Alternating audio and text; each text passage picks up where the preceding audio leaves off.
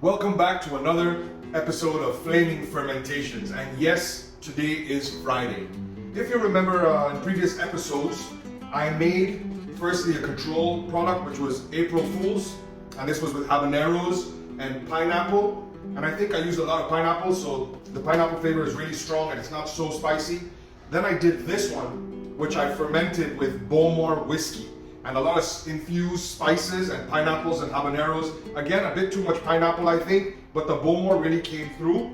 And then I used Russian honey to bring out some sweetness, and this product is really quite amazing. I really love this, and I love having it with roast chicken. It's really good. Today I got something really special. I put this into ferment on the 6th of June, and today is like the 17th, 18th of July.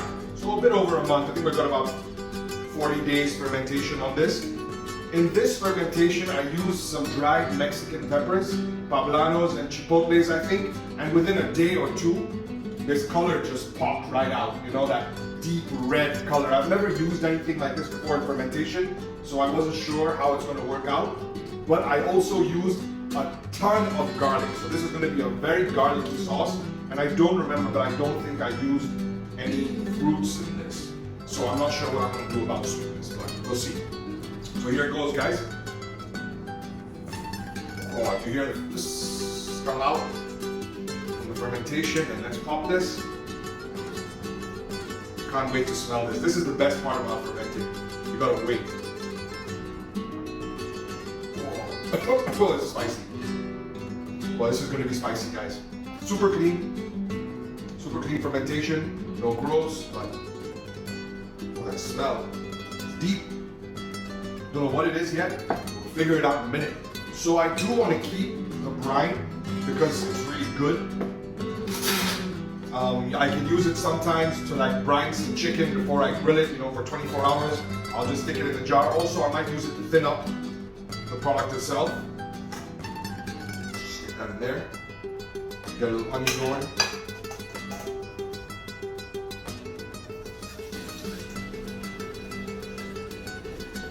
So I want to keep this brine because I might use it to thin up the sauce a little bit if it's a bit too thick, or I may just use it to brine some chicken before I grill it. And that's about good right there. That's about good right there.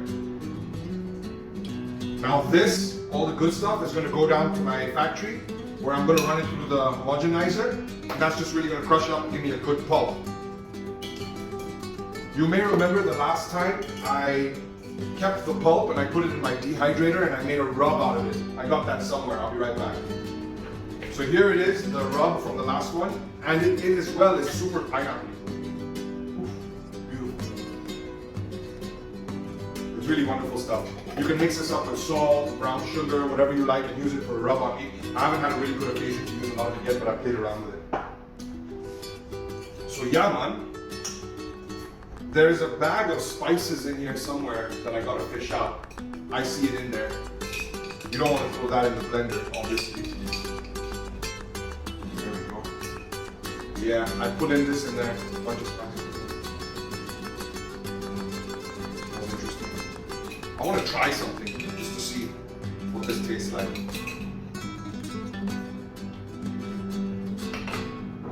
It's not spicy.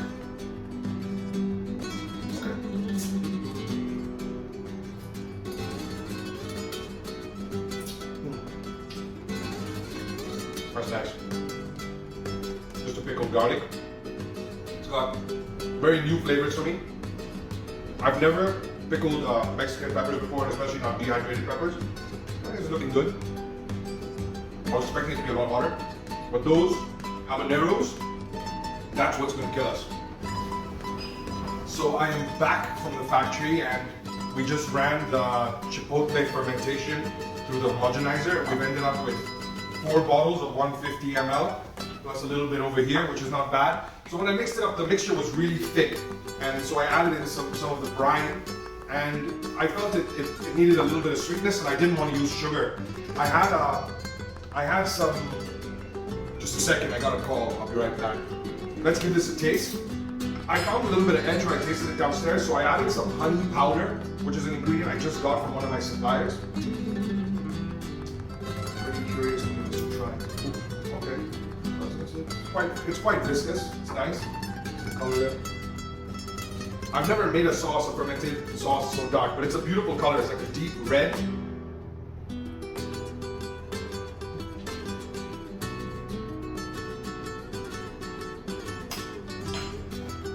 It's definitely got a fermented flavor, but nothing overpowering. It's interesting that there's no fruits in it, so I'm not getting anything fruity. I'm getting the habanero heat, but not as much as I would have thought, because usually the Indonesian habaneros are really spicy, and I use quite a bit of them. I thought this would be a really spicy sauce. The Chipotle and the Poblano, they didn't really bring much more heat to it, but definitely a flavor. And I used some nutmeg and black pepper and I think cloves in the little tea bag pouch, and that's brought out some subtle hints of flavor. Definitely come through for that. It's really nice. This is actually a really good sauce. I would have this with like a pulled pork burger or something. This would be really good.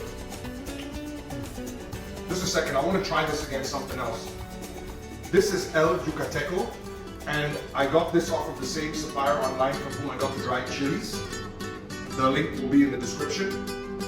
It's the only other Chipotle sauce I have. Let me give it a good shake first, actually. It's a well-known brand from Mexico. It's got fructose corn syrup, Chipotle chilies, 10% only though. Tomato, bee honey, spices, antioxidants, onion powder, preservative. Yeah, so our fermentation is definitely a cleaner product, you know. But this is a FMCG, so it's different. Very similar color to what we have. Beautiful texture too. Sweet, very sweet, not spicy, but it's a nice sweetness. Maybe I should have gone for something like that over here, but I'm actually pretty happy with this. It's pretty cool. I like fermented flavor. It works for me. So there we have it, guys. These are my 3 fermentations I've done this year so far. This was April Fool's. It was the first one. This was the Bowmore. This is fantastic, actually. I don't mind giving this a try right now. And I was supposed to generate an AI label for this, but I never did. So I'll get around to it. I think I have about 3 bottles left. This is the Bowmore fermented hot sauce. It's sweet, and it's a nice sweetness.